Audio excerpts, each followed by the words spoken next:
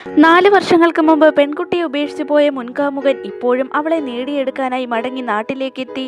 പക്ഷേ താൻ ഇതിനോടകം തന്നെ വിവാഹിതയാണെന്ന് പറഞ്ഞ് പെൺകുട്ടി അവനെ നിരസിക്കുന്നു. എന്നാൽ താൻ വളരെ ധനികനാണെന്നും ഭർത്താവിനെ ഉപേക്ഷിച്ച് തന്റെ അടുത്തേക്ക് തന്നെ മടങ്ങി വരൂ എന്ന് പറഞ്ഞ് അയാൾ അവളുടെ കയ്യിൽ പിടിച്ച് തടഞ്ഞുകൊണ്ട് അപേക്ഷിക്കുന്നു.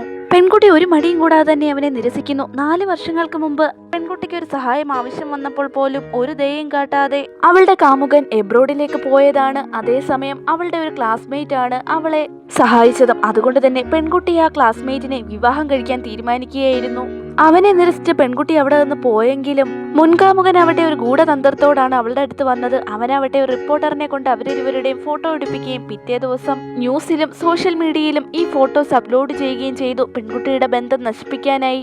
അതുമാത്രമല്ല, പെൺകുട്ടിയുടെ ഭർത്താവ് ഇതിനോടകം തന്നെ അവളെ വിവാഹമോചനം ചെയ്യാൻ തീരുമാനിച്ചിരിക്കുന്നു എന്ന അഭ്യൂഹങ്ങളും പരക്കാൻ തുടങ്ങി. ഈ കാരണത്താൽ തന്നെ പെൺകുട്ടിയുടെ അച്ഛൻ അവളെ വീട്ടിലേക്ക് വിളിപ്പിക്കുകയും മുൻകാമുകനെ കണ്ടതിൽ പെൺകുട്ടിയോട് ദേഷ്യപ്പെടുകയും ചെയ്യുന്നു. അതുമാത്രമല്ല, ഭർത്താവിനോട് മാപ്പ് ചോദിക്കണമെന്നും അവരവളടുത്ത് ആവശ്യപ്പെടുന്നുണ്ട്. ഇതിന്റെ പിന്നിലെ കാരണം എന്തെന്ന് വെച്ചാൽ അവളുടെ ഭർത്താവ് സിറ്റിയിലെ ധനികനായ ഒരു വ്യക്തിയായിരുന്നു. അവൾ വിവാഹമോചിതയായാൽ എല്ലാ സ്വത്തുക്കളും നഷ്ടപ്പെടുമെന്ന് അവർ ഭയന്നിരുന്നു. യുവാവ് ന്യൂസിൽ നിന്ന് ഈ വാർത്ത അറിയുകയും പെൺകുട്ടിയുടെ വീട്ടിലേക്ക് പോയതിനു ശേഷം അവളുടെ അച്ഛനമ്മമാരോട് താൻ തന്നെയാണ് അവളുടെ മുൻകാമുകനെ കാണാൻ അനുവാദം നൽകിയെന്ന് പറയുന്നു. അതിനുശേഷം യുവാവ് അവളുടെ കൈകൾ ചേർത്ത് പിടിച്ച് അവിടം വിട്ട് പോകുന്നു. എന്നാൽ വീട്ടിലേക്ക് മടങ്ങിയെത്തിയപ്പോൾ തന്നെ വാതിൽപ്പടിക്കൽ അവരെ കാത്ത് പത്രപ്രവർത്തകരുണ്ടായിരുന്നു. തങ്ങൾ ഒരിക്കലും വിവാഹമോചിതരാവാൻ പോകുന്നില്ലെന്നും താൻ ഒരിക്കലും തന്റെ ഭർത്താവിനെ ചതിച്ചിട്ടില്ല എന്നും പെൺകുട്ടിയും പറയുന്നു. അന്ന് രാത്രിയിൽ വളരെയധികം ക്ഷീണിതയായ പെൺകുട്ടി അറിയാതെ സോഫയിൽ കിടന്നുറങ്ങിപ്പോകുന്നു. യുവാവ് ഈ കാഴ്ച മുകളിൽ നിന്ന് കണ്ടിരുന്നു. അപ്പോഴാണ് അവളുടെ അച്ഛൻ വിവാഹമോതിരം ധരിക്കാത്തതിൽ പെൺകുട്ടിയെ വഴക്ക് പറഞ്ഞതും അടിക്കാൻ തുടങ്ങിയതും അവന്റെ മനസ്സിലേക്ക് കടന്നു വന്നത്. അതുകൊണ്ട് തന്നെ യുവാവ് പെൺകുട്ടിയുടെ കൈവിരലിലേക്ക് രഹസ്യമായി വിവാഹമോതിരം ധരിപ്പിക്കുകയും ഇരുവരും വിവാഹമോതിരം ഇട്ട കൈകൾ ചേർത്ത് പിടിച്ചൊരു ഫോട്ടോ എടുത്തു വെക്കുകയും ചെയ്യുന്നു. രാത്രിയിൽ പെൺകുട്ടിയാവട്ടെ അവളുടെ സുഹൃത്തിനോട് സംസാരിക്കുകയായിരുന്നു. അടുത്ത സുഹൃത്താവട്ടെ എങ്ങനെ യുവാവുമായി അടുക്കാമെന്നുള്ളത് അവൾക്ക് പഠിപ്പിച്ചു കൊടുക്കുകയായിരുന്നു.